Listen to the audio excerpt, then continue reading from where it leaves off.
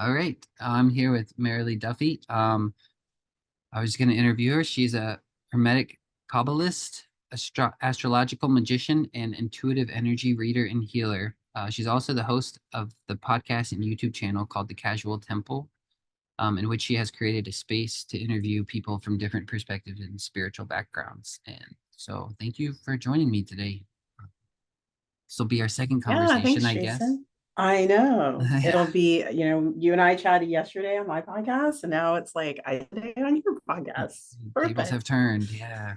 Yes. Ugh, All see what right. happens. Yeah. So, I guess, do you just want me to start with some of my questions? All right. Sure. Sorry, I'm gonna All shut the right. door here. All right. All right. So I guess the first question would be, what is Hermetic Kabbalism? Yeah. Okay. Is that a So big question? Hermetic Qabalist. I for me, I have to separate the two. So I'm Okay. gonna explain Hermeticism first Okay. in a very succinctly because it can sprawl. But generally, Hermeticism, in my view, in my practice, and what I have learned is the balance between masculine and feminine energy. And that doesn't mean in terms of like gender, sexual preference, sexual orientation. It's more of like these are terms to describe the energy that, Hmm. humans, the world, Yeah. is both masculine and feminine. And so Right. it's just a constant balance of the two energies. Um, is sort Like, of the main, if you boil it down, yeah. So for kind of like Hermeticism. a little bit like yin and yang or left brain, right brain, all those Yeah, concepts, sort of. yeah, totally. You can definitely think of it in those terms too. Like I think, the concepts exist through, different cultures and practices. In Hermeticism, there is a focus on the balance. So it is kind of the middle, trying to find the middle of the two.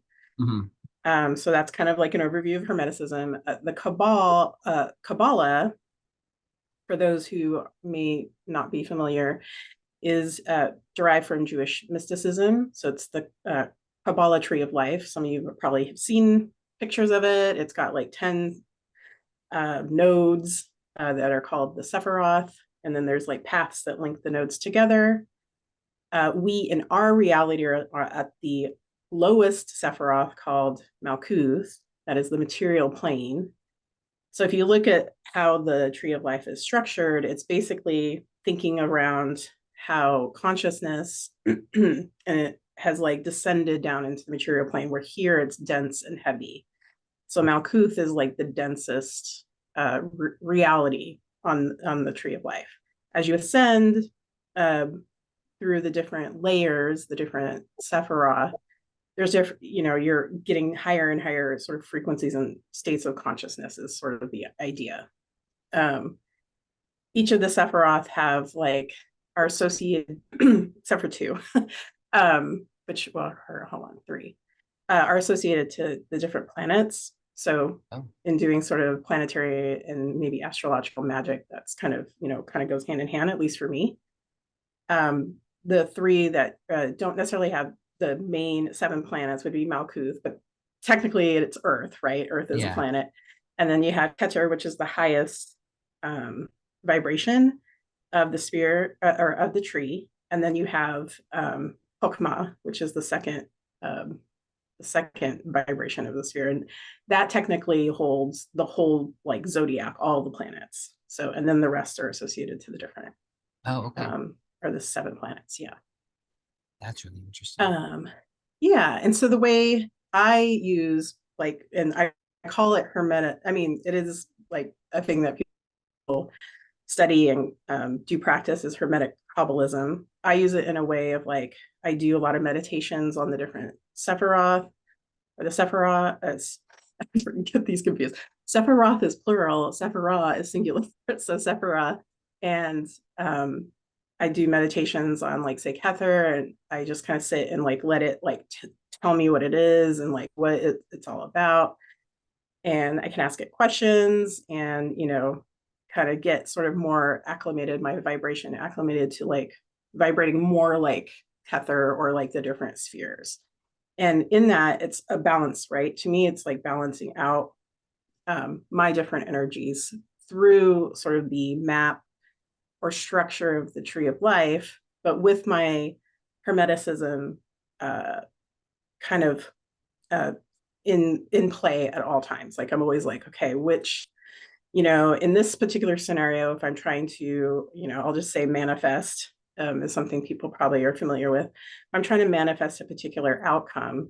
Which energy do I need to lean into more? Do I need more of a masculine touch? Like, am I trying to get a lot of stuff done? Do I need more of a feminine approach where it's like maybe more intuitive or tied to my emotions? Like, depending on what I'm trying to accomplish, it kind of has me bend one way or the other, or familiarize myself with the different energies.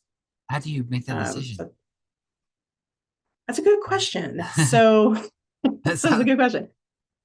I try to think. So I guess one that's of the probably really main, hard. Sorry. I was just curious. it's not, yeah, no, that's a great question. I one of the main things I do work a lot with are sigils and making like talismans and paper sigils or talismans.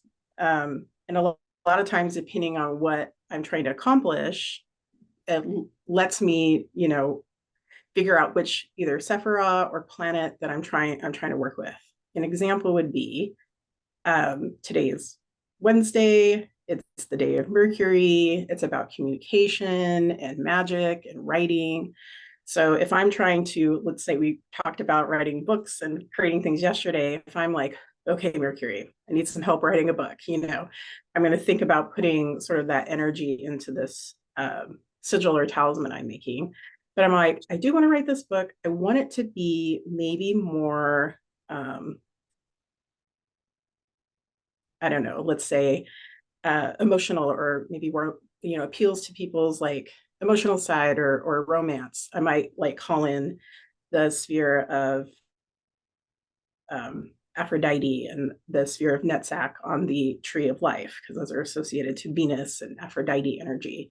So I might put their planetary sigils and signs on my talisman or sigil that I'm creating during the different planetary days and planetary hours of the different energies that I'm trying to like associate with this sigil, this outcome I want. I will like do like little rituals to like call forth like the energy. Uh, I'll light a candle in their color. I'll anoint myself, and maybe the sigil with like the particular oils associated to that particular planet. It's just kind of like really like directing the energy, right? You're like, I'm being very calculated. I want it to be like this. I need it Yeah. this kind of energy, right? So it's really kind of making things the way that you want, essentially. So that's kind of one of the main reasons I use it in sort of a practical sense. Yeah, that's fascinating. Yeah. So it's kind of, is it, so you're basically making layers and layers of energy, and is it kind of, I Mm-hmm. guess that would affect, while you're doing that, that affects your own consciousness in a lot of ways or something, or it Yeah, kind of for creates a sure. space of, okay, yeah, that's really interesting. Mm-hmm. I think that would come in handy just Yeah. yeah, for so many things, even just if you're, even for reading too. Because I was thinking about, Mm-hmm. yeah, there's times where I'll like sit down and just, and if I sit down to read, like we mentioned yesterday, I've had a lot of trouble like reading comprehension. But if I kind of Mm. weirdly create a space, I'll do that a lot of times too. I'll light candles or something and then sit Oh down and yeah. read, almost like it's a little ritual or something. Mm-hmm. But Yeah. yeah, that's really interesting that you do that. Huh. And Yeah. all the different, if I'm correct, all the different on the Tree of Life, they're all different Mm-hmm. Hebrew words. They're not, are they words or are they just letters? Um, they're generally the letters are associated to well, sometimes they're words. Like I'm looking up at some of my stuff over here. Sometimes their letters are associated to the different paths. Hmm. Different god names, which are the Hebrew letters, a Hebrew word, may be Okay. associated to the different Sephirah, Okay. that sort of thing. Yeah. Yeah, so I kind of like am picking up Hebrew as like, because I never Yeah. intended to, but it's like, oh, I'm looking at so much of this stuff. It's like, okay. Yeah. Yeah. It's very Yeah. fascinating. Yeah. It is. I'm not super familiar with it. I'm vaguely familiar with it because, Mhm. like I mentioned, my friend Jacob earlier has a Hebrew channel. He's brought up the Oh image of yeah. the tree of life a lot and gone, just kind of gone through it real quickly and it's too fast for me to Hmm. retain. But I know some of them. Yeah. There's like Hesed, I think, is on there, which is, Mm. I don't know Hmm. if that's mercy or like compassion. I don't know what it kind of is. I don't what planet does that correspond to? Chesed. Oh gosh, I should know these. I'm trying to Oh, look over here. Is I'm Chesed? giving you a hard quiz. Oh no, it's Chesed. I think Chesed is Jupiter. Oh, I'm gonna okay. say That's Jupiter. interesting. I'm like looking over. That's really interesting. Um, yeah, so it's associated to Jupiter. People, if I'm Oh, wrong, you can correct me. It's okay. But I'm pretty sure it's Jupiter. well, that would make sense to And me. Jupiter's a yeah. Sorry, what were you going to say? Jupiter's what? And it's a cool oh, Jupiter's like a really cool energy for many reasons. Like people tend to use like in when they're doing magic or any sort of maybe sort of deity worship, they might look at Jupiter because it's sort of like about wealth expansion, which everybody's like always looking to expand their wealth. But the other side of like Jupiter that I've come to realize a lot lately too is like there's wealth with that, but Jupiter's also all about charity too, like in a way that because you giveth and you taketh, Yeah. there's both, right? So there's again sort of this balance that's happening, right? So Jupiter wants expansion, but it also wants you to be like, you're being given gifts by Zeus, Jupiter, all those sort of gods that may be associated to that sort of energy. But there's also like, you are kind of vibrating, right? When you work with Jupiter, you're vibrating to that same energy. So you're kind of Jupiter, right? You're like, I'm trying to be more like Jupiter. Yeah. That means you're also very charitable. Like that's another part of it. Like, there's a Oh, lot of gotcha. balance with that. Yeah, that So makes perfect sense. pretty cool. Yeah, that Yeah. reminds me of the yesterday when I was talking about forgiveness. I have a friend, he articulated better than I do, but he said, when you forgive somebody, it's simultaneously the same as receiving forgiveness. Like you don't actually Mm-hmm. you experience them at the same time. It's like a yeah. So I don't know. It just kind of reminded me of what you're saying with Yeah. Jupiter. Like, yeah, it's both sides of the same coin at the same time. So that's really cool. Yep. So I guess I should take a step back. I kind of want to ask you what you asked me yesterday. Like, did you have, Mm-hmm. well, I just kind of want to get your backstory. And I Yeah. guess if you have had certain spiritual experiences that caused you to shift, but I guess just your history and how you ended up where you are today doing Hermetic Qabalist and all that other Yeah. stuff and your life all, growing all up. that stuff. I know I've Um, listened to some of your oh, podcasts and I remember you, sorry to mhm. interrupt real quick. I just remember you, No, it's okay. were you born in the Philippines? Your mother is Filipino, your father is Hmm. Irish, right? Yeah. Okay. Yeah. Irish American. Yeah. Hmm.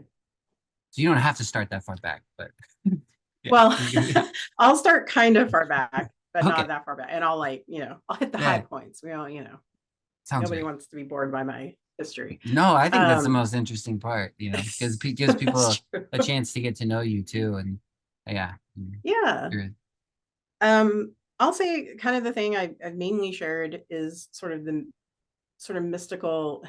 I don't even know if it's mystical. It was just like a weird experience, but it was kind of profound. Was when I was about 5 years old, my mom was giving like in the hospital giving birth to my brother, and she was having like it was rough, right? Like my dad was even telling me and my sister at the time, who's 2 years younger than me, like, hey, your mom might die and your brother might die. Yeah, right. Telling like us little kids that like it was that bad.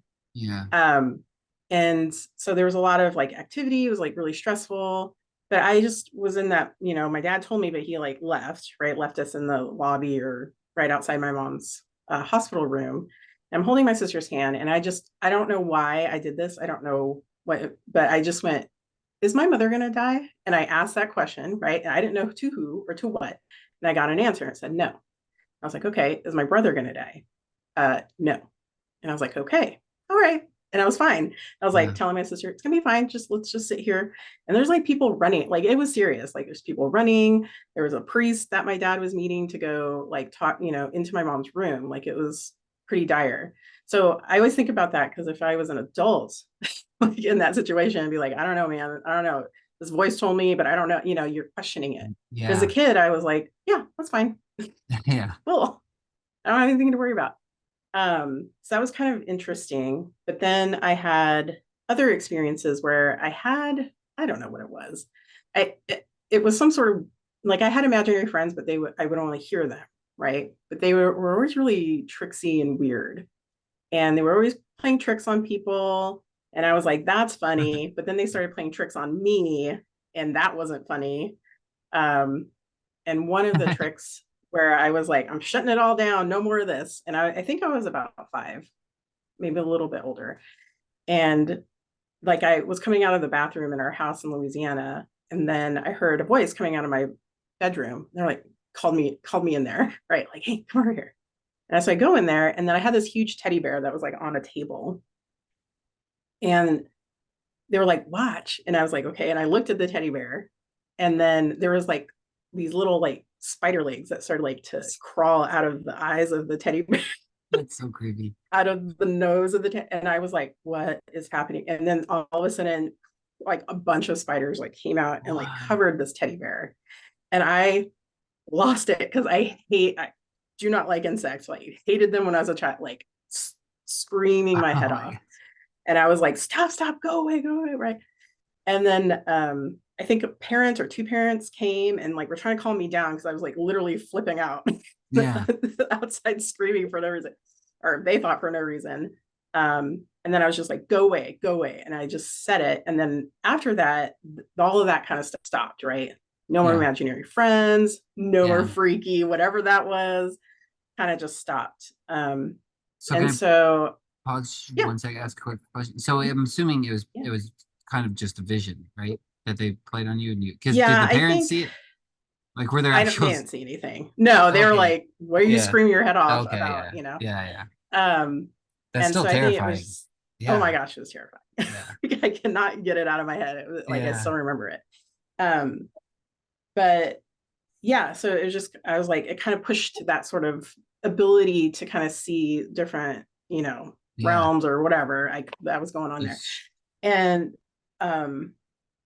so I kind of, as I was growing up, but the thing is I was fascinated by like paranormal stuff, psychism, like all of that. I read my dad's books. He was into all of that stuff. So I read them like by the age of 10. I was like a really advanced reader. So I was reading all of his like weirdo Yeah. paranormal studies and um so I was really fascinated with it, but I didn't link it, right? I just thought, oh, that was like a weird, I don't know what that was. I didn't think it was the same thing. Um, and so just kind of like fast forward through, life is what it is, and I'm kind of like forgetting all about all that stuff and trying to live a fairly normal life. But then around 2000, well, I'd say around 2012, I like got laid off from like this corporate job that I had for like 7 years, and it's like, okay, well, I have some time. Let's just kind of figure out what's going on with me because I don't know what I want to do, what I want to be. And so I think I don't know where, but I picked up like The Power of Now by Eckhart Tolle. Amazing book. I got it on audiobook. So I would take these long walks and just listen to Eckhart Tolle, like, and then I was like, oh, this is amazing. And then all of a sudden, like he would talk about, I can't remember if he called it the watcher, or I'm calling it the watcher, but the awareness that like is kind of like up here. And I was like, what? And then I was like, I was trying to tap into it. And I was like, oh, I was like, there is something there. And I couldn't figure out what it was. So that was like in 2012, kind of like piqued my interest of like, I don't know what that is, what's going on yeah. with that. Um, and so, speed it up to 2020, my husband and I call, I mean, 2020 was a special year for a lot of people, but my husband and I call it the magical mystery tour because for many reasons. But Yeah. it was when I don't even know if I've actually shared this one, but I was practicing Kundalini yoga for a few years because I had Practicing what? like got Kundalini yoga, Oh, which okay. is like a yoga meditated meditation and chanting. Okay. Mainly because I got into like a low speed car accident and I was like, I want to do stretching. But I was like, I don't like regular yoga because I don't see the point. But yoga where they're trying to like, you know, get you acclimated to enlightenment, I'm like, sure, Yeah. let's do that. Um, and so I was studying Kundalini yoga for a few years. And during 2020, of course, my yoga teacher we weren't in person, so we were doing it at home. And so I had my setup for work because I was working at home. And so I had like these black monitors, and then I had my laptop like sitting on the desk, and I'm doing the yoga. And we had just come out of like doing about an hour of Kriya, which is like a lot of sort of yoga stretching and exercises. And then we did a 5-minute meditation, and I'm sitting there, in front of monitors, black, and I open my eyes and I look over at one of my monitors, and there's like the shape on it. And I was like, what is that? And and like it's so funny because people, in the magic community are like, you don't know what that was. And I was like, yep. It was like two snakes, like kind of wrapped, around each other. That Um, Hermes? but yes, exactly. It was Okay. Caduceus, but I didn't know. I was like, I don't know what that is. That's And crazy. then I looked at it and I was like, I don't, it's weird. And I was like, oh, is it my, because I was staring at the monitor with my teacher on it. I was like, there's something in his room that's like burned on my eyes. And I'm like, no, there's something in my room that's causing this. No. And I looked over, it's still there. Like it hadn't Whoa. moved. That's It's crazy. like still like floating there. And I was like, but it was really faint, right? It Reach wasn't out and like take it. bang. Yeah, Yeah. exactly. It wasn't like that. It wasn't like David Lynch or anything, or it's like bright, and it wasn't like that. It Yeah. was like really faint. And I was like, that's weird. And I kind of forgot about it, like went on and it finally faded. And then after my session, I told Jason, my husband, I was like, yeah, I saw this thing. He was like, you saw Caduceus. I was like, oh, what? And so it kind of started like that. There was a lot of synchronicities that was happening with like magic, and that is like, I think this is like a sign. Like, what else could it be, right? And that sort of like got me on the road of like studying magic, and started with like ceremonial magic, but kind of, you know, now it's like morphed into the things that have really resonated with me, which is planetary magic, and then studying the Hermetic Kabbalah, right? So it all came Okay. out of sort of that whole thing. And Yeah. that's where we're at today. That's pretty recent too. Wow. Yeah, it was pretty recent. Yeah, like for almost 4 years now. Yeah. And um and I'll just say like another layer of that was, I was chit-chatting with a lot of like my magician friends on the internets, trying, exchanging ideas and things. But I was having a lot of like visions, right? I was having visions, I was having beings like visiting. Jason was too that year. That's why it's the magical mystery Wow. tour. We were having like a lot of activity that was and I Yeah. was like, you guys like, is this? And some people kind of were having this. I was like, well, why? I don't understand. Um, and so I figured out like, oh, I need to figure out like psychic energy because I think this is what's happening. Right. I need to figure out how to manage my psychic energy because I don't know what to do with this. Like I'm getting like contacted. Yeah. So I Can you went explain to that a a little more? psychics. Oh, sorry. Go ahead. Yeah, Yeah. keep on. Well, you want to talk about Metatron? There's like Metatron in there too, but Okay. Okay. uh, during during some LBRP, because that's one of the things you do when you start studying magic, or at least Western ceremonial. You do the LBRP, the Lesser Vanishing Ritual of the Pentagram, and you do it like once, twice a day. But as What? I was doing it, I was getting, yeah, it's Yeah. to like balance. It's balancing your energy.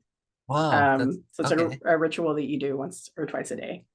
You work with like the archangels, like Yeah. So how it's did a you whole just thing. wait after the Hermes thing? So then you started Mm-hmm. having some you and your husband started having some visions. And then did you Yeah. figure out about those rituals through the different magical, I guess, when you were asking questions Mm-hmm. to people? Is they okay.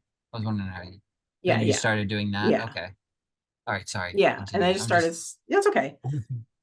Um, yeah, it was just sort of starting the whole sort of base rituals of what you do with like ceremonial magic, and that would be doing the LVRP. But as I was doing it, like you work with the archangels, and I can kind of sense them, right? Even when I was doing it, I was like, there's something, there's like pressure, right? That's how all I can describe it when I do describe it to people. It's like Yeah.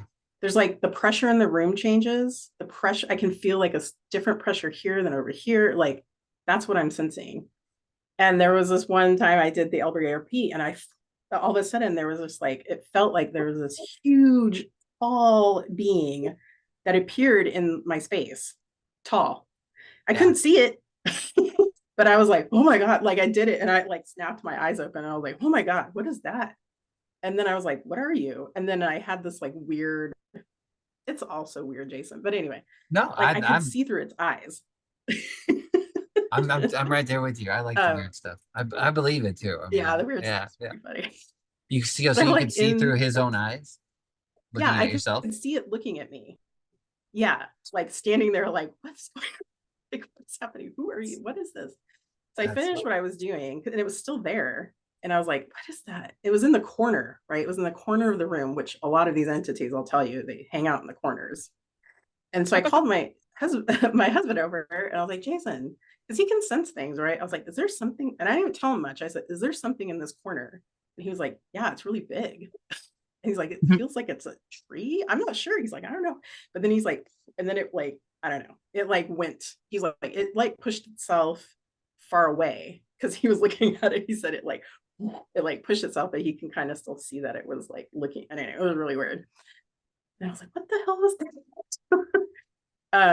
So yeah, that's just like the big, literally the big thing. But there was a lot now that kind of opened the door for all sorts of stuff happening.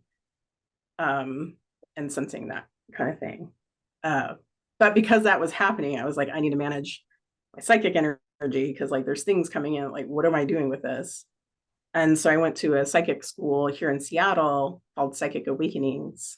I went there for a year, just to get some tools, right? Like I don't magic teach, ceremonial magic. They teach you the LBRP, which is a type of balancing, but like they don't really go into maybe later on, but don't really go yeah, into like if you're having stuff happening, like how do I deal with this?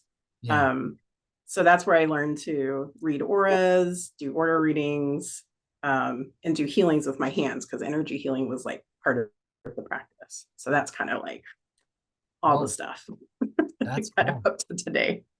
Yeah, it's very So cool. balancing. So when you would go in there, is it kind of?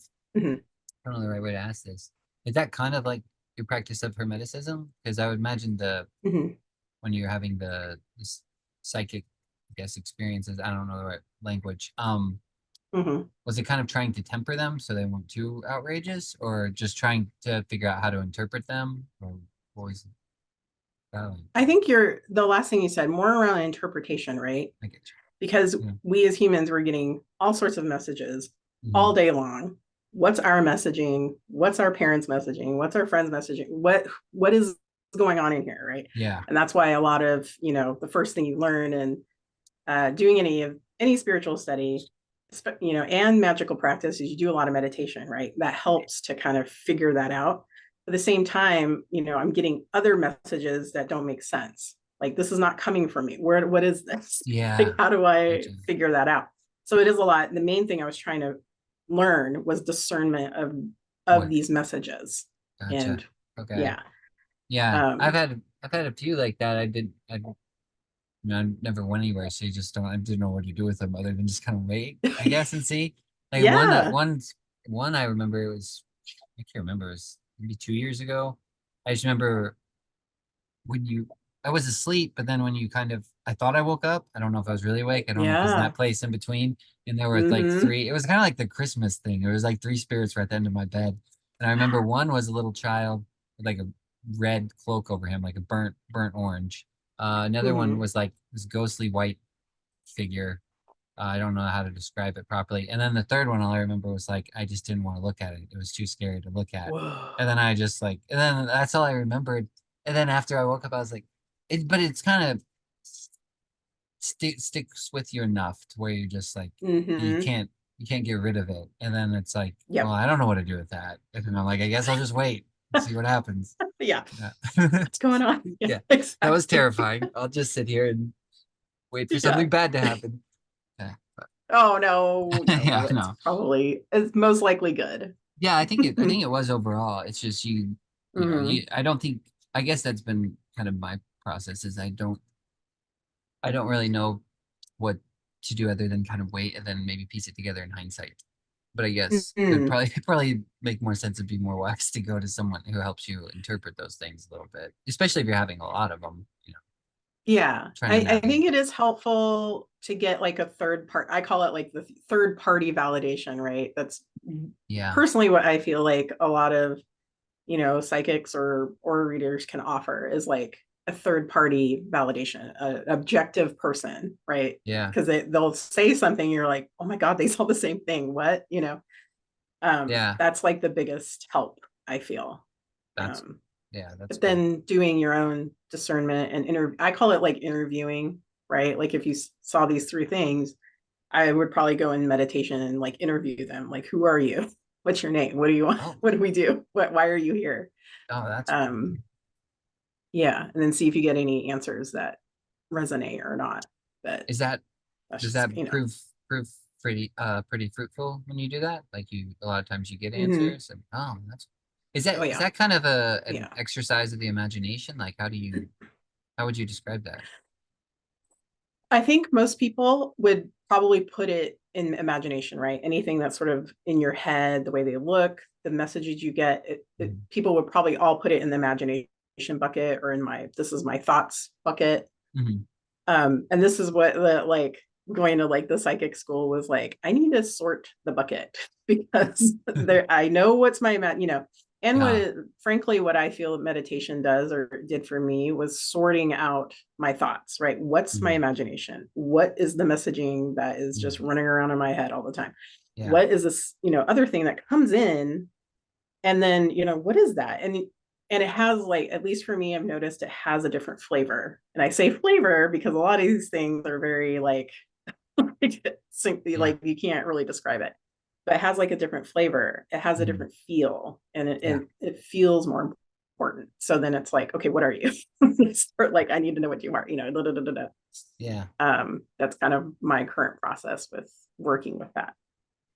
That's really cool. Yeah, I totally I'm tracking with Mhm. you. And I guess I should maybe say that too. I'm the type of person who I did few YouTube, I mean, a couple podcasts, well, YouTube series on, we were talking about the imagination. So I'm one of the type of people that considers Mm, it like probably a God-given faculty, I guess would be the right way to say it. yeah, So I don't think it's like anything arbitrary. So right. yeah, but I do know what you mean too, where like it seems like some thoughts just, or images or something come from out here.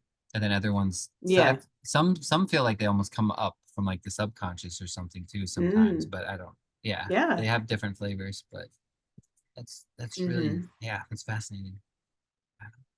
Um, all right. Well, I guess I could ask another one of these questions. Well, I guess you kind of got into that. Well, the question was, what do these practices do for you? But Hmm. I guess you kind of got into that some. Um, yeah, I guess. Well, just I'll just recap real quick. So you were you went through your life. There was you had mystical experience as a child. Then it got really crazy. You kind of shut it down. You still were interested in it, Mm, and then you got to a yeah. point, and you were in meditation and yoga, and then you saw the staff of Hermes, right? Is that what that is? The staff? Yeah. Is that what it's known Yeah. as? Okay. I don't know that you Yeah. said the Or name for it. the Okay. caduceus And so mainly that is was like the shape. basically Yeah. like a symbol just saying like here come the messages or something, right? Because is that how you interpret that? Well, it actually took me a few days to figure out what it was about, right? Because I had to be like, what does this even mean? Like, I Yeah. didn't even know what it was. And so it Yeah. was like, oh, it's this, it's this, it's this. And at the time, I was like getting a lot of synchronicity around magic, right? Okay. And that sort of stuff. So I was like, okay, I think there's a lot of overlap. Yeah. Like, I need to go down this route. Yeah. Okay. So did you have I guess I'm Hmm. just curious because I've to my knowledge, which is pretty limited, I've understood Hermes to be basically the messenger god. I think he's more than that, Hmm. I guess, but Yeah. so did you just kind of do some meditations on him per se, on that deity, and then kind of go from there? Yeah, he was, I guess in the beginning, it was definitely like you and me, Hermes, Mercury, the god tout from Egypt, like we're like, let's work together, like, Yeah. how, tell me, Yeah. and so it was like, giving me steps really, like follow this person, go down, study this particular thing. It was giving me Yeah. like the layout of what to Just do. And so I was like, okay, I'll do different doors that. opening and stuff like that. Okay, that's really Exactly. cool. Yeah. Gotcha. Gotcha. And that Yeah. led to other stuff. Okay, Hmm. that's cool. So when you went to the when you went so then you went to the don't know the psychic place to and they Yeah. taught you how to figure Psychic that out. school. Psychic school. And Yeah. they taught you the energy Yeah. healing. Can you tell me about that some? Hmm. What the energy healing is? And like how Yeah. Um, trying to think. I actually didn't want to do like that was part of like the year-long course that I did. And I was like, I don't know about this energy healing. Like I didn't, I huh, wasn't sure it was real or, that kind of stuff. But, you start working. We were working on each other, right, as students. We would work with people that come into the clinics every week or so, and we would work with like the public essentially. And well, by Jove, like I was like, I could pick up like it was basically we read the different chakras, right? We see what's going on in the different chakra points, which are associated to say your root chakra is like the Maslow hierarchy of needs, right? You have your family, how's your family life, how's your home situation, your shelter, your work situation, like that's kind of what that particular chakra is associated with.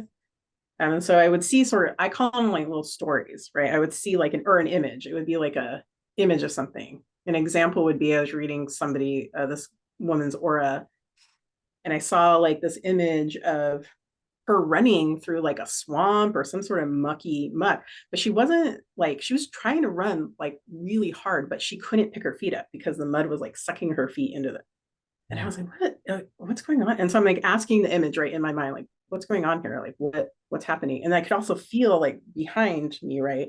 Like there was like a wolf or an animal like chasing me down, in addition to me being stuck in this mud. Yeah. So I was like, what is this? What is this telling me? Like, hey, like, what's going on with her? And it was like, she, like, all her life, she has felt like not safe, right? Because she, especially in the root chakra, which is all about like your body and your well being and, being existing here in this Malkuth, the material plane.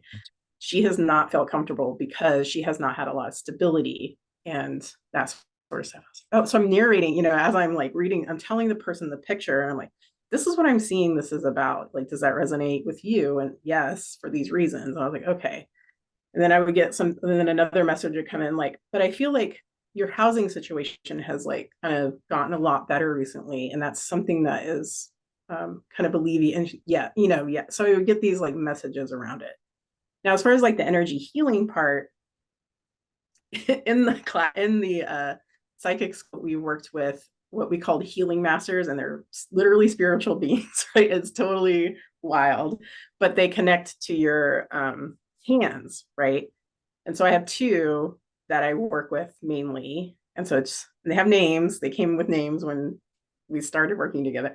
So it's Joseph and then I have Francis, and they both do sort of different modalities. When I'm working with somebody, like Joseph kind of manages the overall energy of the person, kind of, a lot of people's energy feels really tight, like there's not a lot of flow, like it's really constricted, and so he just gives a lot of space around it. And my other healing person is Francis, and he's like kind of more of I call him more surgical, like he'll like help remove cords that are stuck in people's auras, and cords could be like somebody through like they're jealous of you or something, right? So they're constantly thinking of you. And so that can create like a cord and kind of suck some of your energy, right? And it's not good for either party. So it's just like, let's get that out of there. Yeah. Um, and then fill it with more like neutral energy. So somebody could ideally go forward and take that new energy and do something different because, they're coming to get something isn't going the way that they're expecting or wanting in their life, and so they're wanting some type of a change. And so it has to do with some sort of ongoing story that they're telling themselves, like, I'm telling myself the story, I'm being chased constantly, I'm always stuck in the mud, I can't get anywhere. you know, in the example of the gal with the root chakra kind of restriction, right? Like let's give new energy around this. Like this is a story you don't necessarily need to be telling yourself all the time. Let's tell yourself a new story. I don't know what that story is, but let's give some energy around it and like give some space to something new. That's kind of how I look at it. Yeah, that's really interesting. So the names, did the Mm-hmm. names come to you, or did the class they gave you the names? Um, they came to me. I'm a Okay. big kind of, you know, sometimes, how do I say this? Like, I don't like when people give me my spirit guide names. I'll Yeah. just say it right there. I do feel like if you were to tell me, Jason, you were read my aura and tell me my guides, I feel like they would give you a different name than they would give me. That's my Mhm. opinion. Okay. Yeah. Because that name to you would mean something different than that name would mean to me. And Yeah. so I don't know. I That question when makes other no people. that makes total sense because it would at least, if nothing else, it would be filtered through my consciousness, even if I was trying to like give one Mm-hmm. that was more applicable to you. Yeah, that makes Yeah. sense to me. So did you after you got the names, did you go look at the meaning of the names to help give you more information, or did you just kind of just work with them and Of see? course. Okay, you did. Yeah. Okay. Yeah. Well, what was funny, okay, right, because I'm working with the Kabbalah, so I'm getting like Yeah. Jewish names, right? I'm getting Hmm. Joseph and I'm getting Frank. Well, Francis isn't necessarily a Jewish name, but I got Joseph. And when he showed up, right, it's basically a meditation that we did as a class and like invited um your like healing guides in. Hmm. Joseph shows up and he looks Jewish, right, with a very but a close beard, but he's wearing a crown and he's like, why? And he shows up and he's like, why am I wearing a crown? I'm like, I don't know, man. You showed up like we're having this weird You conversation. I'm like, you you showed up dressed like yourself. this. That's so funny. Yeah. Anyway, so we were it's so funny. It's so weird. But like we were like laughing. I'm like, I don't know, man. You don't have to wear the crown. Like you showed up like this. Anyway, so that's Joseph. So he had like a very light, very fun energy. And then like Francis showed up and I couldn't really see them very well. And they didn't have like a gender, right? Joseph was very male when I saw it. But, like Francis was like one moment looked male, looked female, red hair, whatever. So Francis doesn't have, you know, anything to them. Um, but yeah, I don't. Francis isn't in their own category. Like I said she, but like they're a little. They Yeah, kind of do their own thing, but we work together. Joseph and I are a little more like, you know, closer. talkative. Yeah, he's Yeah, he's the silly one. he's the silly one, but like very talented. Yeah. Yeah. Oh, well, So. that's fascinating. So what is Mhm. if you don't mind, I feel really dumb because I actually try to remember this stuff. I don't remember what Joseph means. Okay. I'm drawing a blank on that. I don't know. Yeah, I don't know. I don't remember what Joseph means. I know I had looked it up. I just know I was like, oh, it's a Jewish name, but it's also the middle name of my dad, which I didn't connect at the Oh, moment. that's really When I interesting. got the name, I was like, Joseph, oh, that's interesting. And I was like, oh yeah, it's my dad's middle name. It's weird. Yeah, I was trying to look it up while you were talking because I'm like, I Yeah. remember in the Oh, I Bible would when love it. they're because they go through that, I call it a baby making battle where Jacob's two wives are like trying to have more Mm. kids than the other one. But Oh let's see, gosh. where is it? Zilpah. Um, I'm trying to see. Yeah, then because they like it's Rachel and Leah and they're with Jacob and Mm. where Leah starts having kids and Rachel's barren and she wants to have kids. So then they bring in their two maids and they get their maid. They both have maids that work and they get their maids to sleep with them too. So they're having children through their maids. And then like there's a weird part and it says Rachel no Reuben, the firstborn son, was out in the field collecting mandrakes. And then Rachel says to Leah, please give me some of your son's mandrakes. And so then they have this thing where like she trades Rachel takes the mandrakes and trades it so that way Leah can go sleep with Jacob again. And then I think so Leah has another kid. Then I think Rachel has Joseph after Mhm. that. Yeah, God remembered Rachel. God listened to her and opened her womb, and she conceived and bore a son. And she says, God has taken away my reproach. So she called his name Joseph. And what does Mm. that mean? 24. Trying to look at the verse here. I think it says, yeah, it says it means he will add. It says literally he will add. Hmm. I don't know. Interesting. That is interesting, actually. Yeah. Uh, because Joseph, he does like add a lot of space and energy. So it's interesting when Oh, I generally work with him. Yeah, that's that's cool. cool. Yeah. Yeah. But there you go. I don't know what Francis means. You know There what you Francis go. means? I guess I could look that I up, don't but know. I was like, maybe it's, there's St. Francis of Assisi, so oh, maybe it's that's like that. But I yeah. don't, I that's actually not what just I went. get though. It's really weird. I just went to mass earlier. Um, this is only my second time going to a Catholic service, but they were actually honoring a Saint Francis there. And they said it Interesting. was. They told a story about him, but he went to Switzerland. There was like during the Protestant Reformation, and he went to Switzerland where there were a bunch of Calvinist Christians, which is Calvinist is kind of the version of Christianity that believes in predestination. Like some people are born and just destined to go to hell. So they just, you get into a Mm. lot of problems with that. So St. Francis was like, he didn't like that doctrine. So I guess he went there to talk to people and nobody would listen to him. And then he figured out he Oh. could express himself better in writing and he would write beautifully. So he would Mm. write and then slide the notes under people's doors and leave them there. And then that caused him. Oh, So I don't know. That I was love I can't it. remember which Francis that was though. There's a lot of one. I think there's another Saint Francis that There's a lot of Francis's. works with animals or something like that too. But yeah.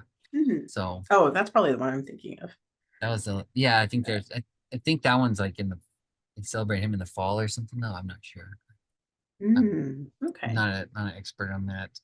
I'm just still figuring things out. But Yeah. what was it? Oh yeah. So the other thing is wait. So I guess I'll ask more questions around the energy healing. So the energy healing, you're Mhm. basically just focusing on a person's energy and their aura and their chakras. Yeah. And the chakras, Hmm. you kind of alluded to it a little bit. You said there was one is the base, and then you used the term Malkuth, right? Which is so the Hmm. chakras are connected to the tree of life, right? And Well, they're some, not like a one-to-one or anything, but mhm, there's a lot of very similar, right, gotcha. connections. I see the root chakra and Malkuth as like very connected, but they're kind of not, they don't quite match up as Yeah, you it's go not. above, but You can't be super technical about it, I guess. no. Okay, gotcha. That Yeah. makes sense. Yeah, more like they might Yeah. match up in a weird symbolic way or something like that. I Hmm. guess. Okay, Yeah. that makes sense. Okay, so when you do have you noticed when you help somebody with their energy, Hmm. do people come just for energy healing or do they have physical problems and then they come to you to try to get healed Hmm. through an energy healing, through a physical healing or something? I would say mainly people, they kind of both, right? You know, a lot of, not all, right? There's laws and forces, but I do see there's a lot of correlation between energy and maybe like stuck energy and then pain, right? Mm, Um, uh, and for me, like I can actually kind of see like when I run my hands like through somebody or I hold my hands up, like, I'm kind of scanning, I can kind of see a lot of times in somebody's body, it looks like see through. It's really weird, see through, and I tend to see uh like mm, congested areas, and I'm like, oh, do you have like a? Because I'm feeling the energy or it's stuck. Like I'll see like like a knot or something, and they're like, oh yeah, and like somebody's knee. Like, oh, okay, because like I'll see it, right, or see gotcha. it. Interesting. Yeah, yeah, yeah. Yeah, it's really weird. And then like, okay, and then I was like, for me, because a lot of times the body maps, at least when I'm getting the symbols, right? Like the Mhm. legs, I see a lot of things in the legs, and the legs sort of spiritually are things, and your feet are about like the past, right? Like your legs are kind of associated with the past. So I Oh, said tend to see a lot of pain, and I'm like, oh, there might be some sort of past issues that it needs to clear out of. It's like getting stuck in your leg. Like let's give some more energy around that so it can kind of like leave, because it's getting stuck. It doesn't need to be. It wants to leave, but it's not. Yeah, it's not able to move. And things around the hand, I tend to see like in the arms and the hands, or maybe projects. It's really weird. Like I was like, oh, there's some energy getting caught in your arms, because that's like new things you're trying to create, right? You're manifesting with your hands. mhm. Like I see like the energy is getting clogged. Like let's move that energy through, because it seems like you're either working on a project or you're starting it, but it's not quite running through the whole of your arm. So let's give more energy around that. So it's like pathways are more clear. And that's if the person, like they want that type of healing.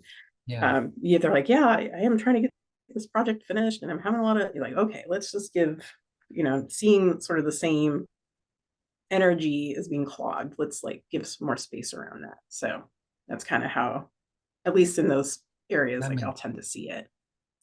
okay, yeah, that makes Yeah. a lot of sense. So like people would come to you Mhm. maybe if they're having um I don't necessarily want to say psychological, but I guess that might Mhm. like if they're having anxiety, they might come to you or something to try to find some Yeah. okay. And I would think that would eventually manifest in physical ailments too and things like that. Like I just didn't know if Hmm. like if someone like breaks a bone and they're ever like, hey, put your hands on this and fix it. Does that ever happen or Well, I don't, I've heard yeah. stories. Oh, I'm okay. gonna say, I feel like, there's levels, right? Much like Yeah. there's levels of consciousness, there's levels of like, you probably want to have a doctor set that. But yeah, that's what most Right? people You would say. probably want them to do that. Yeah, this stuff is just really fascinating to me Um, because, like I said, I grew up in yeah. the Christian communities I grew up in were basically like healing That's movements, right. and so they would just. Mhm. I mean, I didn't see a bunch of crazy stuff growing up, but you hear stories all the time, and there's these Yeah. certain people that were kind of like I don't know I guess you say leaders in the movements too that you just hear the just crazy miracles that would happen and stuff like that. But the Mm. laying on of hands is like a big thing in Christianity too. We lay hands on someone, Yeah. and so when you're talking about even I don't know, transferring energy that way too. It's kind of interesting. Hmm. And, but that's really cool with the right hand, Yeah. left hand thing too. I never thought of that. That makes sense. Yeah. It's Um, fun. I do think like sort of, I do, I'm the objective third party that's seeing things and can kind of, get the energy to move because I'm seeing it, right? Let's get it to move, like telling, let's get Yeah. it going. But you as the client, really, I do feel like, you want that to happen, or you know what I mean? Like you do want some change, right? For it to really happen, it has to kind of start with the person. And it might be subconscious, might be conscious, right? Like Mm. Yeah. as far as like something different happening. I do take, and I'll say this, like I do all sorts of modalities myself, right? I do a lot of physical healing, like I go to the doc, I have a naturopath, I do Mhm. acupuncture, I do a lot of physical things, and I do a lot of energy things. I feel like personally for me, I've only seen results when I kind of take care of my actual body and then also have like some energy. Like I feel like they are very complementary It's that things medicine to have done. and then again, balancing it. Yes, exactly. Yeah. I don't necessarily buy because maybe some, I've in some of the things I maybe have learned in certain places that it's like, oh, it's all spiritual energy. And that, and I don't know if I agree with that. I think it can be mightily helpful Hmm. and changing a mindset. Um, but I do think, really taking care of your body is, really like getting Yeah. rest and, like that stuff is important too. So I don't know. I don't like the black or white Yeah. approaches. I like Yeah. integrated. I So, completely agree. Yeah. I feel like if you're gonna mhm. do too much of that, you're almost yeah, Yeah. kind of cutting yourself off from a lot. Um yeah. But I mean I've Hmm. been there in the past though. Like I said, in growing up in those circles, I just I think I just used to think very mathematically or something. And so then when I started coming back to Right. Christianity, it was very, very black and white. And so I'd be like, well, if I'm believing for Hmm. healing, then why do any of that other stuff? Why Right. it's all Exactly. spiritual. Yeah. Yeah, but I think there's definitely a balance because Hmm. yeah, the world's a big place and there's a lot in it. So you Yeah. gotta take it all. Yeah. But so I had a question on here. This is actually a friend of mine Hmm. asked. Yeah. He said, "Why?" He's wanted me to ask, "Why and when do you think healing works? Like, have you seen it not work sometimes? And then, if yes, that would probably be the first question." Yeah. I'll even just use myself an example, right? Kind of what I was saying about you as the client or I don't know if you call it patient, but you as the person receiving the healing, you kind of have to be ready, right? For things to change. Mm, An example, my own personal example would be like I have a Reiki person, right? Does a Reiki. Um, but I was having like a lot of pain in my hip, like Yeah. just so much pain in my hip. And so a lot of, working with her, working with my guy, all getting the messaging that a lot of the pain is from like ancestral stuff, right? And I'm not going to go down that route of ancestral healing, but I did go down a route, and I'm still traveling down that route of like ancestral healing. I got a lot of messages that there's like stuck ancestral energy in my hip. But again, I don't, okay, that's good to know. I'm also getting massages, acupuncture, like I'm getting a lot of work on that hip. Mm, I see. Yeah. um, but I wasn't ready to do the full work of this ancestral healing because it was hard. Like there's a lot of stuff in my family. I was not ready to face it. I was like, nope. And my Yeah. hip did not heal. I've been working on this hip for God, I don't know, since 2017. And Whoa. literally last year, and it was a massage, but um my massage therapist was massaging my mouth. It was really weird. But apparently there's a lot of connections with your jaw and your hip. Was No it lie. awkward? Well, I mean, I'm on the table and she's massaging. It's great. If you've All never right. had your I haven't had a skull mouth massage, massage. you Yeah. should. All right. You should do it. But she was massaging my like teeth or my face and my hip. Boop, it finally released. But Uh, I feel like that was the cherry, right? I had done the ancestral. I don't think it would have worked if I mm, hadn't yeah. done ancestral healing. I hadn't done like working with my energy and having Yeah. Reiki, all of that stuff. I feel was like, but the cherry was her massaging my Yeah. face, and it finally released after what, like 7 years of hip pain. Wow. So but I know my guys were basically telling me it's not going to move until you start looking at doing the ancestral work. And I was like, Wow. fine. That is amazing. Well, Yeah. yeah, So I'm really happy to hear that. I mean, glad it's gone yeah. and Oh fixed. God. Yeah. So for your friend, I would just say that, I can't, it's hard to It say for gets a the lot of different individual. things. Yeah. It's To me, it could be a lot of, it was for me, right? It was Yeah. like, but I did get the clear message that the healing will not start to happen until you address this The like ancestry. ancestral energetic So was thing. I guess the question would be then, would you Yeah. was that something you like, did that not come as a shock when they said ancestral healing? Like, was it stuff like you had already consciously known, oh, there's all these problems, or when they said it, you were shocked by it? I was like, no, it was not shock. I was Okay, irritated. That's gotcha. usually Okay. my first reaction. Yeah. Because I could just see, I could think Like, of of someone course. maybe listening to this thinking like, oh, now I have to try this thing. And like, it's kind of, it's probably something that when they hear it, like they may not think about it, but when they hear it, they'd be like, oh, that might make sense or Oh, something. yeah, Okay. exactly.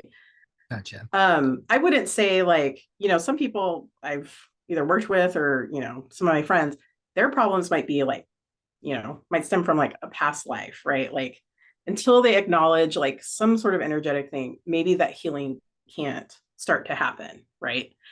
Yeah. Until you're like, you look at it, right? You have to, like, knowing is half the battle. You got to kind of like look at it and acknowledge that there is pain. Yeah. And, like, I don't want to have this pain anymore. Like, I am tired Yeah. of it. Like, let's let it go. That's really Um, interesting. Hmm. yeah. Yeah. I don't know what, when I mentioned Jacob and Esau yesterday Oh, and yeah. the two brothers, I don't know if this relates to necessarily ancestry, but I guess it's kind of Sure. families. But when Jacob's wrestling with the angel pulls his hip out of joint. And so he walks with a limp after Oh, that. Yeah. It's kind of oh my interesting. God. That's just what I don't know what made me That's think of that, cool. but yeah. Yeah. So there's that's a big thing, I think, and especially in Jewish traditions too, of like just Mm, that idea of walking with a limp or something in your hip. Uh, yeah, but um, mm. yeah, wrestling with man and that, well, with God and man, and that causes that, I guess. I don't know if that causes it. I don't know what I'm saying. But yeah. So the other question I had, well, I mean, I don't know. We've already been going for an hour. I don't want to keep up too much of your time, but I Oh, had it's some all other. good. Okay. Um, I was gonna ask because with your a question I had on here was your mom being Filipino and your dad being Irish. Have those? I know those are two completely different backgrounds. Have you found those especially Yeah. with your ancestry work. Have you found any of those like that bleeding into your own mystical life and things like that? A lot. Okay. Which Yeah. one more? Is it Oh yeah. more Irish stuff or Um, Filipino? that's hard to say. Well, it's not hard, but there is like let me back up really quick. So, Yeah. um, so and I don't want to speak out of turn because I know there's like Irish, Irish people and people from Ireland, and I come from like Irish American people, which is a different situation. Yeah. However, both like the Filipino Irish, both were colonized right by outside forces. Both resisted. Ireland was able to kick out the British, except for Northern Ireland. So like there's part of that. But like the Filipinos, they tried to resist like the Spanish invasion. Didn't happen. Obviously, they're still we're still kind of wrestling with that, like literally energetically. A lot of like the Filipino like prehistory of like how they existed before colonization is pretty much is gone, right? Like it's not there. Mhm. Now it's similarly to the Irish people, like that was something W.B. Yeats in the early 19th century, who was a Hermetic Order of the Golden Dawn, right? He was a magician, but also a writer. He was trying to bring back like the Irish, like trying to do some excavation of what was remaining of in stories for Ireland, right? Mhm. Irish people, you can definitely correct me because I might not have everything, all the details right. Um, but so with both of the cultures, at least for me, my observation of being kind of from both of these cultures, there's a lot of like lost tradition, right? There's a lot of sadness, right, that has like come down both of the lines, and it manifested in different ways, but both cultures, I see a lot of beauty and a lot of similarities with both cultures because the Irish and the Filipinos love singing, right? Like it's a huge part of both cultures, like Wow. huge. Yeah.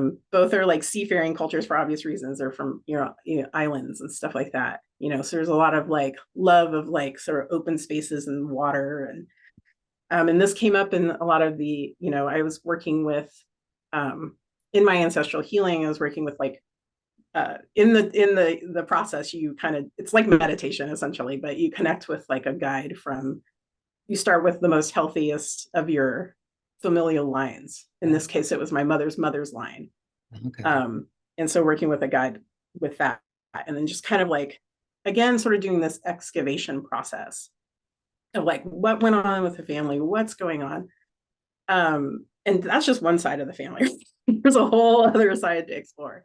Now, as far as like my own tradition, I grew up in America.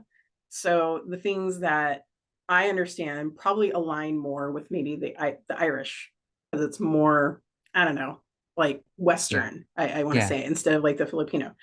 My mom is a very sweet person, did not teach me like Tagalog, right? It's like a very like the language. So it's like I don't know enough yet, right? But Hmm. it is something I'm definitely exploring as far as like the Filipino side, because there's Yeah. again, I'm seeing too many similarities as I'm doing this Ah, process that I'm that's like, really interesting. yeah. So it's very cool though. Yeah. Yeah, because you don't really hear, I mean, I don't hear very much about the Philippines or anything like that. My parents actually met in the Philippines on a missions trip like a long time Oh ago. But wow. yeah. Yeah. So I like you hear it mentioned, but I don't hear anything about the culture really. Um, Mm-hmm. but you actually went, didn't you just go there not too long ago to visit? Yeah, when I first time, well, I was born there, but I was only there for a year and a half, right? Hmm. But this last June, I was there for my mom's 70th birthday. And so that was very interesting. Basically, the town that my mom's family is from is called Union, spelled like Union, but it's pronounced Union. Um, Basically, I'm related to everybody there. It's like how I understood it. Like it's That's so like cool.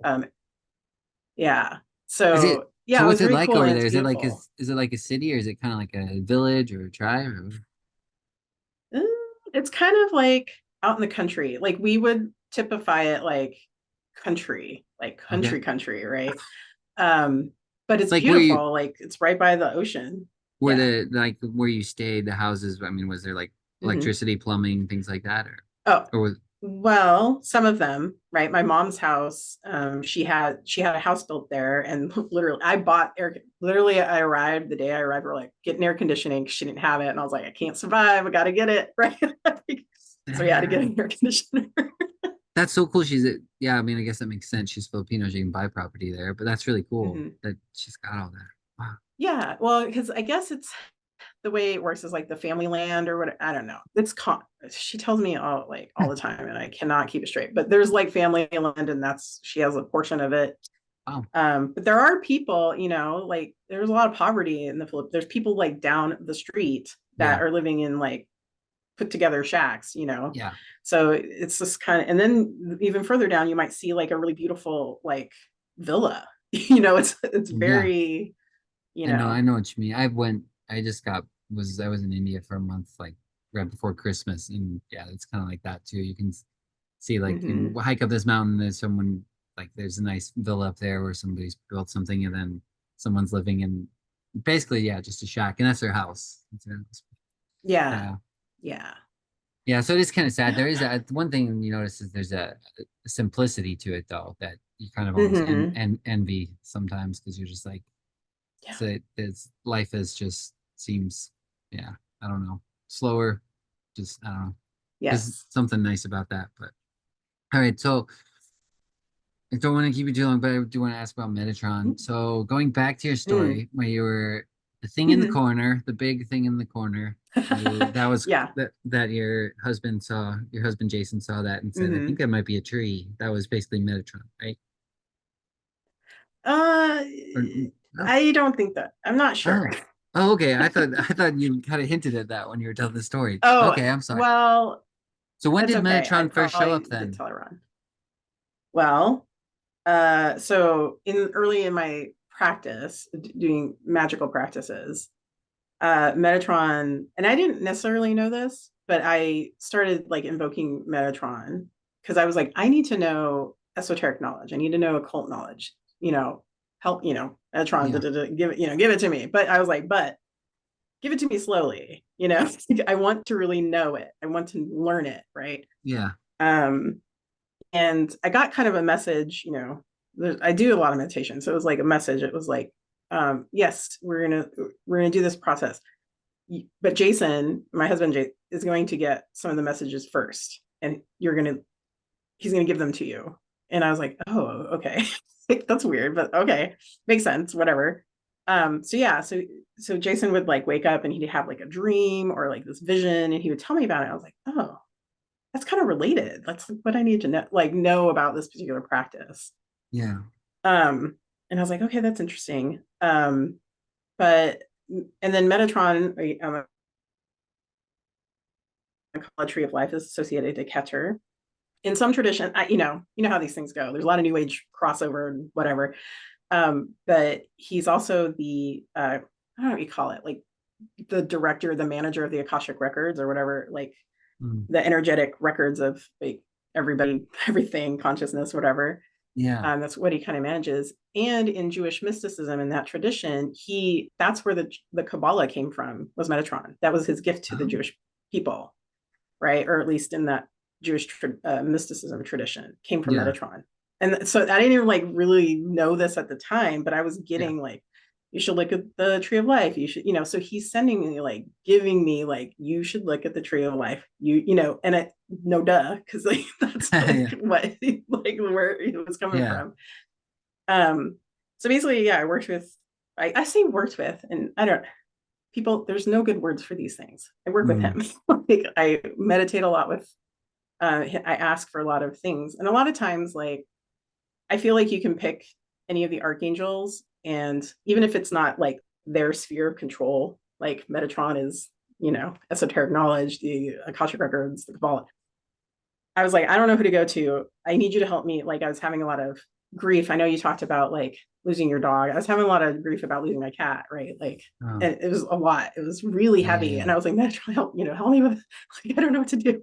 Yeah. Like, because angels, in my opinion, are excellent at transmuting, especially that heavy, something like grief. It doesn't make it go away, but it isn't so, I don't all consuming, right? You're still Mm. gonna be sad and miss your your Yeah. dog or your cat or your human, but it's not like paralyzing. Like that's what I've experienced, like asking the angels to like transmute this. And so I'm like, Metatron, like help me with like, I can't. Yeah. Um, but it was funny because there's two things with Metatron. So in my Reiki person, she's also psychic. Tiffany Reeds, she was a guest on the show on Casual Temple. But yeah, I was like invoking Metatron quite a bit that week because I was Kabbalah, but also, you know, my cat had passed away, um, asking him to come heal that sadness. And I, you know, she can see angels and stuff, but it was funny because in our session, she was like, "Oh yeah, there's this angel Braziel that's here, and he wants to do this and this." And he's like, and she was like, "I see Metatron too, but I'm not sure exactly why he's here." And I was like, "I know exactly why he's here. I know exactly why, but that's hilarious that you can see him." Yeah. Um, so that was funny. And then my sort of story, and you know, I'll just say, Jason, that I Just before all of this, before 2020, I would say like if you told me like you know, like, oh, angels, I'd be like, that sounds lame. Like angels sound kind of lame. Like they're yeah. kind of dorky. They sound terrifying to me, but Um, that's only because I've learned more well, about them now. yes, Yeah. When you right, first hear exactly. about it, you're You like, have yeah, yeah. Then you dig into it and you're like, this is how so absolutely horrifying. right, Sorry, go exactly. ahead. Go Because ahead. I'm oh no, it's okay. It's kind of like the Zondervan, like Jason, my Jason called it like the Zondervan angels, right? They're just very cute looking, you know, I was like, Mm, whatever, that's kind of yeah. lame. But anyway, working with my, you know, you see like how awesome, literally awesome they can be and just amazing. But been working with Metatron a lot. And I was listening to some other podcast where this woman was like, she was a medium, but she was describing how she gets angel feathers, right? Like I'm sure you've heard people talk about this, but they have, she's like, I can call like angel feathers like this. And her daughter was like, no, you can't, mom, whatever. Like her daughter, right? And they're Yeah. sitting on the couch and she's like, watch, like to her daughter. And then she like slams her hand on the table and lifts it up. There's a feather on the table. Like, how does That's that cool. happen? Right. Yeah. And granted, this is her story, you know, so we have to go on her story, but I mean, that's a Yeah. weird story to tell.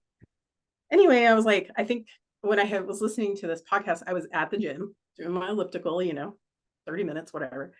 I was like, oh, you know, and this is like I don't know, it wasn't even like a concrete thought, but I said in my head, you know, like, hey, Metatron, you know, we've been working together a while. Like, can I have a feather?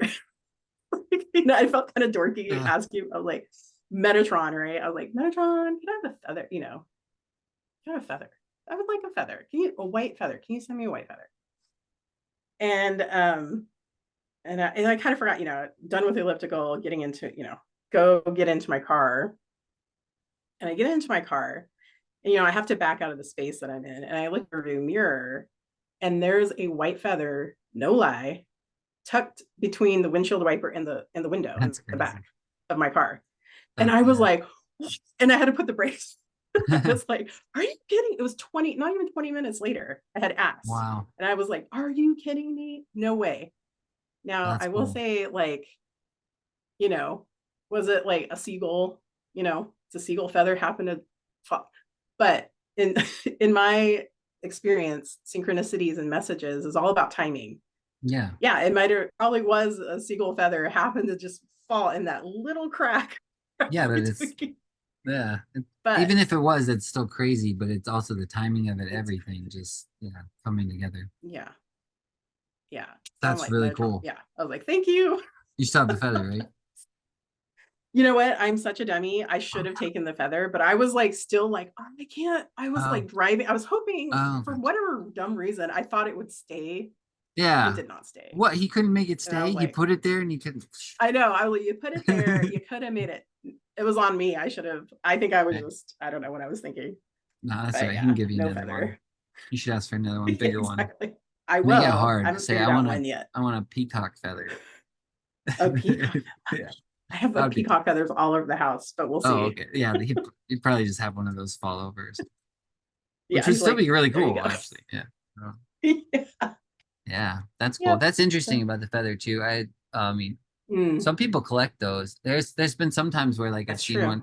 There was one, I wish I would have kept it. It was I think it was probably a turkey feather, but it was still really cool to find. But I gave it to my uncle and I Yeah. found it. But there was one I have that I really like. I think it was probably from a heron or something. I don't know. I found it out walking Whoa. one time. Yeah, it's really cool. It looks, I don't know how to describe it. It looks very soft or something. I don't, Hmm. I could get it, but I don't know. It's yeah. So there's different ones. I don't know. And I have one in my hat right now. Actually, I'll just. Which side is it? That one. No, this Oh, side. cool. Oh, I think it's just a guinea hen. Uh, yeah, but it yeah, looks cool. yeah. I know. I just picked it up in India. I was like, oh, hey. And then the little girl there put it in my hat, and I was like, oh, thanks. So Aw, yeah, yeah, I don't know if it came from an angel, but it looks cool. So yeah. that's a Probably really did cool though. story, though. It's a really cool story. So Metatron, though, Mhm. does have you ever seen even in your imagination or something like images of what he might look like? Or Okay. Oh gosh. is it Okay. terrifying? So, well, how do I put this? Okay. So remember how I'll have to tell you this story. It's not that long, but so my husband Jason, right? I told you he was like the first to get messages. Okay. Uh-huh. So he was taking a nap on the bed, in the middle of the day. He had a vision, and basically he was kind of taken out of his body, shown the Akashic records. Um, and he said they look like symbols, like butterflies, like kind of like and they would change. Anyway, it was very cool. It was like, wow. He's like telling me, I'm like, this is amazing. And he's Yeah. like, but then he was like, and then he saw that. And he's like, I knew it was the Akashic records because I was getting a reading at the time, actually. The very same time he was taking a nap, I was getting Akashic records. It was really weird. And he was like, I saw the Akashic records, blah, blah, blah. I was like, wow, that's very, very cool. And then he was like, I was taken, and he was like, I don't know. He's like, I was taken even farther out. And he was like, saw this, like, he was being shown, he was like, I was being shown this machine. And it was the machine, essentially, it was the machinery of the universe, right? He Yeah. was like, it was amazing.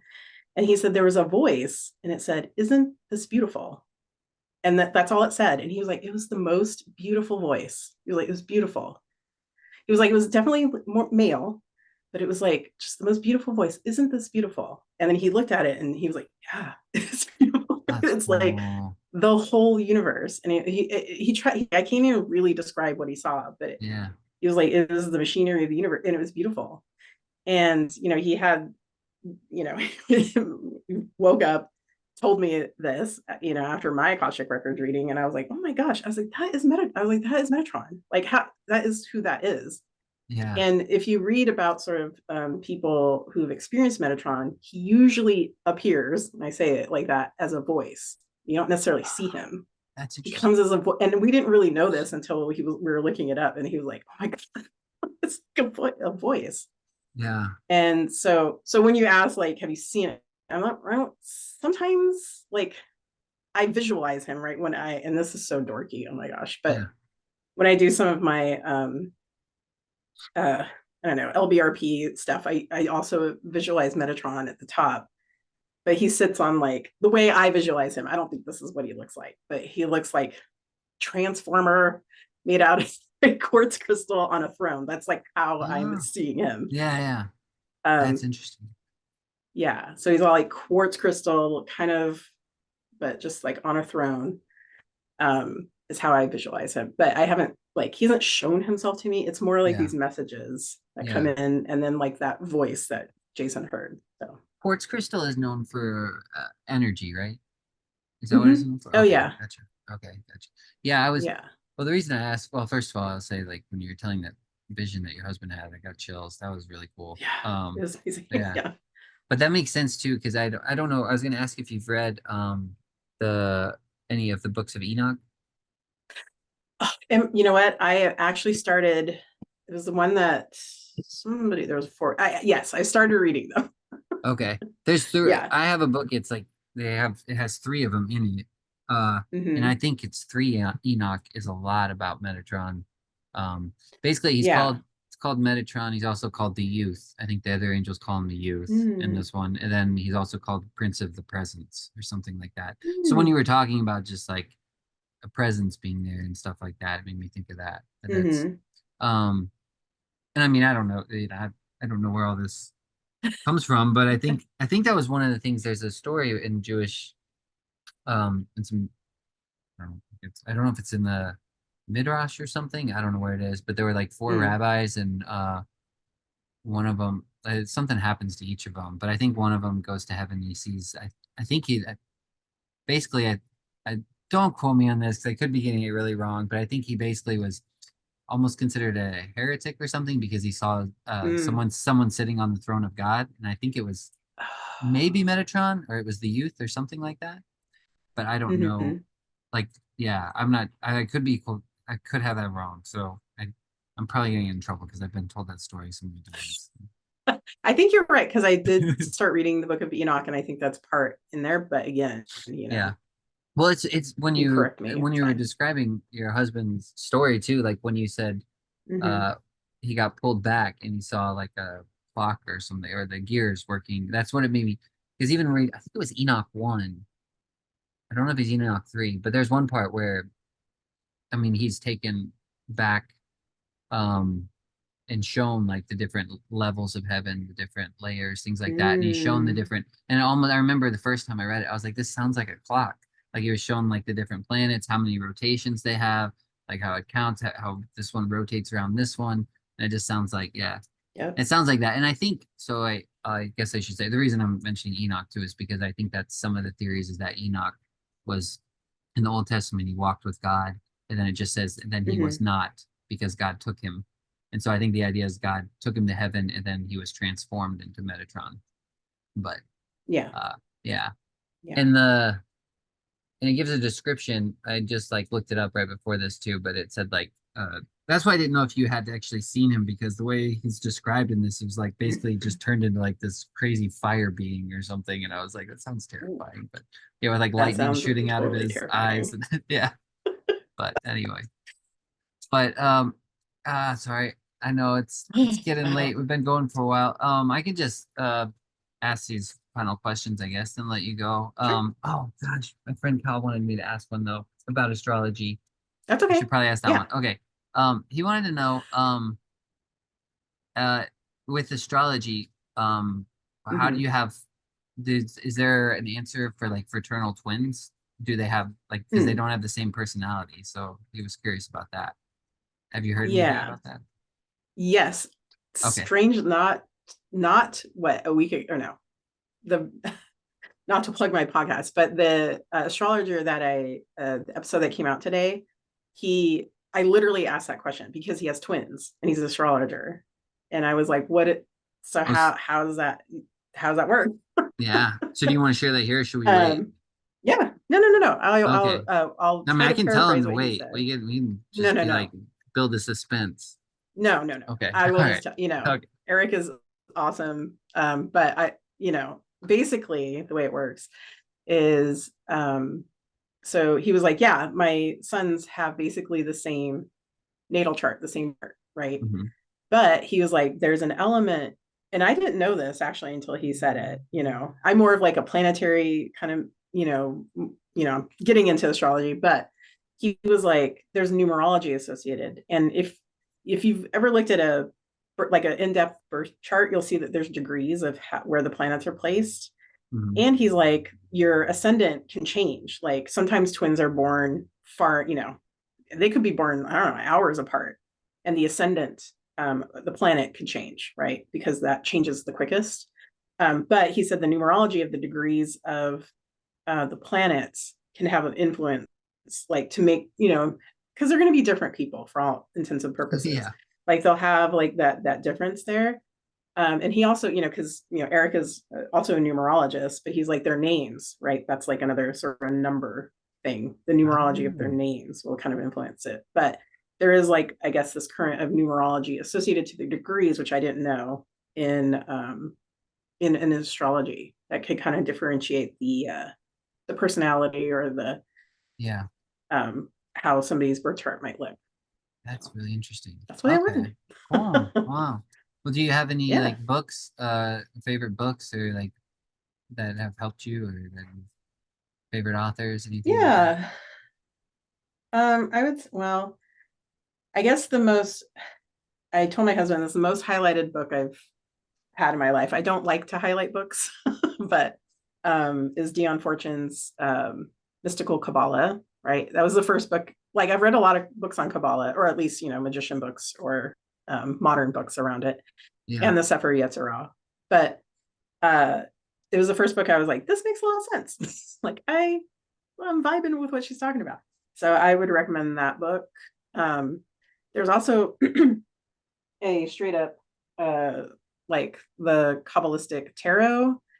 For me, I didn't understand the tarot until I was learning the Kabbalah. Like I literally couldn't, like it was too, like I need it to be explained. Yeah. And the tarot actually, or the modern tarot that we know today, the Rider-Waite-Smith images, that came from a magical order preceding the Hermetic Order of the Golden Dawn. That's where they got like a lot of the Okay. images. Yeah. Um, and so, and that was like based on the Kabbalah. So the tarot is directly, at least the modern tarot that most people are very familiar Yeah. with, is very related to the Kabbalah. And the way I have understood tarot is because like the numbers associated to the different Sephirah, like the fours, the kings, the cups, they're all associated to the Sephiroth, and then the paths are associated to the major arcana, right? And I'm like, yes, like I needed a map, right? Like that's how Yeah. I needed it. So I would say like the Kabbalistic Tarot book, amazing to help you kind of, if you struggled like me to Yeah. really like grasp onto the tarot, it's like a good one. What do you need to know the Kabbalah in order to make sense of that, or does it kind of go through both of those fairly well? I feel like the Kabbalah, you can go real deep, right? But I feel like Mhm. if you get the basics, Yeah. like understanding the sort of the energies of the different And the Sephirah, tree of life and and then stuff. the paths, like you could go a whole lifetime just doing that and working with the tarot, I feel. Yeah. Okay, cool. Cool. Those are all right. I'm gonna have to check those out. Do you have any favorite movies? Okay. So one of my favorite movies is, this is gonna change. Like it's a hard Yeah, question for yeah. me because my moods change. One of my favorite movies for a long time has been The Fall. And I don't know No, Breaking Away. Wait, is this the what. old one with Yeah. the mystic that comes out of the Mm, tree? Am I maybe. thinking of a Hold on. different movie? Wait, maybe. Maybe.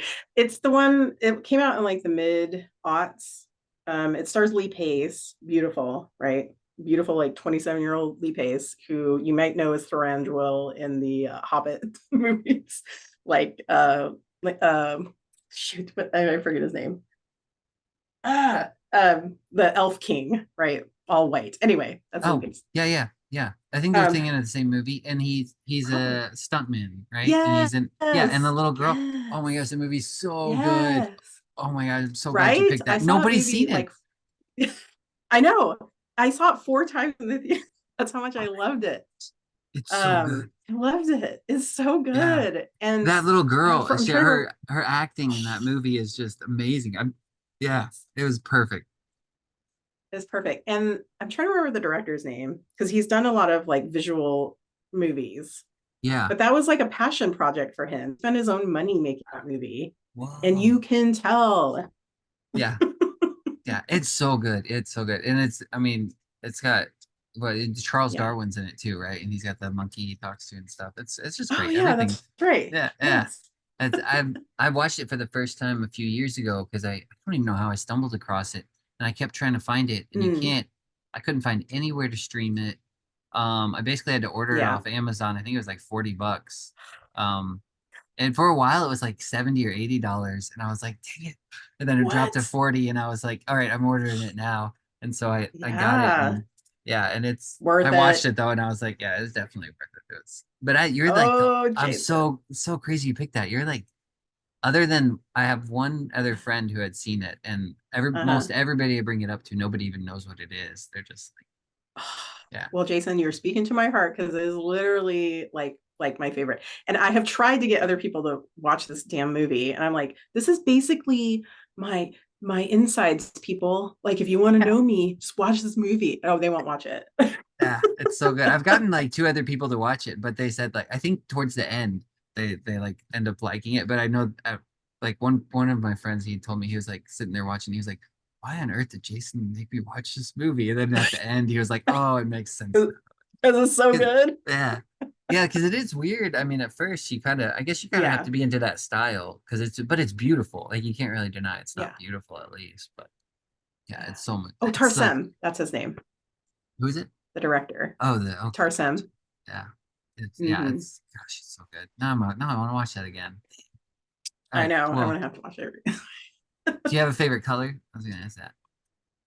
Oh, favorite purple. Purple. Nice. Purple, purple, Okay. purple. Yeah. And then I was gonna ask you, so what we mentioned this yesterday, but what is post-punk music? 'Cause I know what punk music is. Post-punk. What's Right. yeah. Oh gosh. Well, you did ask me about my shirt, so I'll show Yeah. it. The Like soft, yesterday, but it's the soft moon. yeah, so everybody go look them up along Look with them her up. podcast.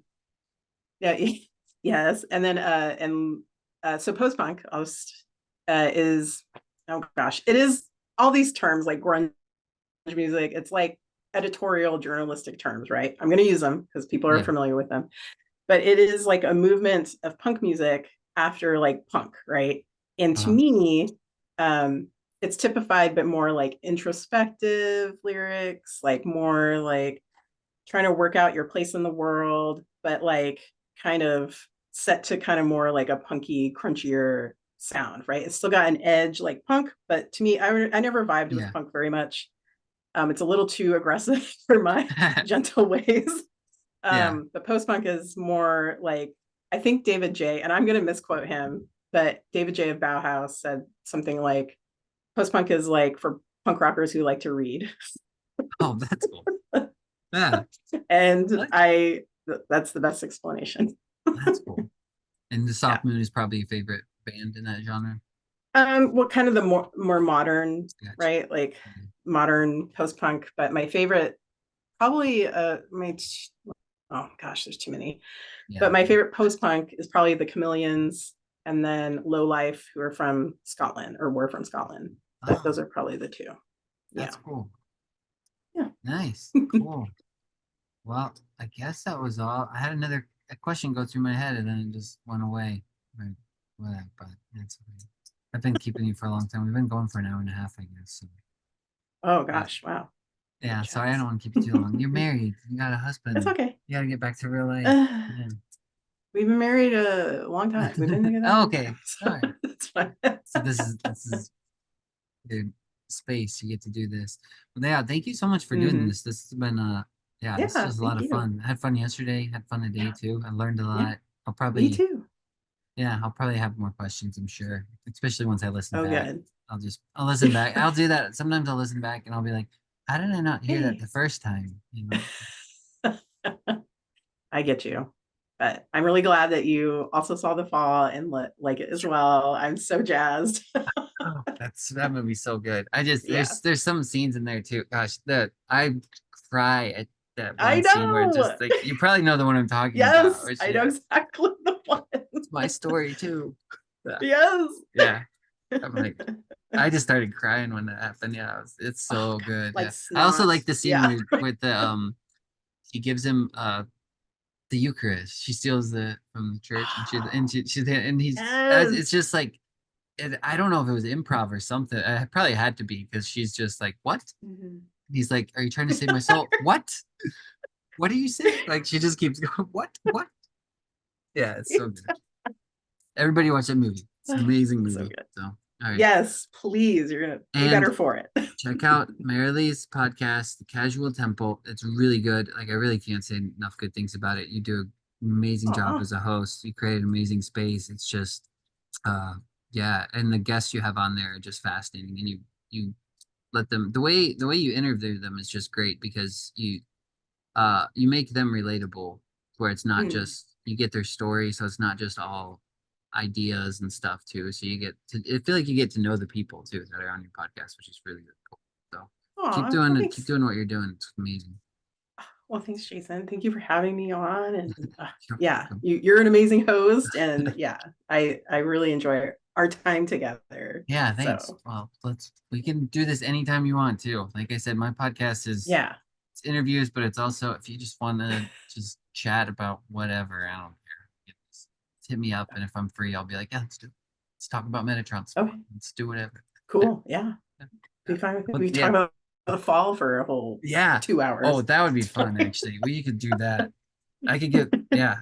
I actually wanted to do that for a while because we did that Green Knight episode, and I was like, but when I saw the fall, I was like, Yeah. we gotta talk about this movie. Yeah, that'd be great. All right, well, I'll let you go. I won't keep talking, but thanks again so much. It's Yeah. been Thank you wonderful. so So. much. Thanks, Jason.